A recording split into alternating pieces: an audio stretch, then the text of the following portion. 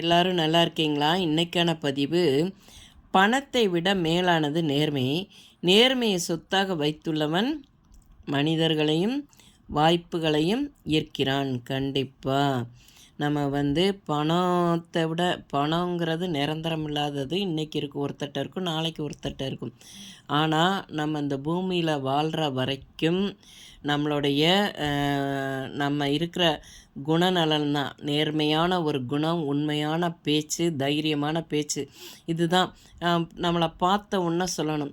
ஒரு பிஸ்னஸே நம்ம பண்ணிகிட்ருக்கோன்னு வச்சுக்கோங்களேன். அப்போ மக்கள் நம்ம உண்மையாக நேர்மையாக இருந்தால் அவரை நம்பி நம்ம போய் அந்த பொருளை வாங்கலான்னு தான் வருவார்களே தவிர, பொய் பேசிக்கிட்டு ஏமாற்றிட்டு போனால், இவன்கிட்ட போனால் நம்மளை ஏமாற்றிடுவானே, இவன் பேசுகிறதுல நம்பிக்கையே இல்லை. ஏன்னா அந்த மாற்றி மாற்றி பேசுகிறவங்க பேச்சில் நம்பிக்கையே வராது யாருக்கும்.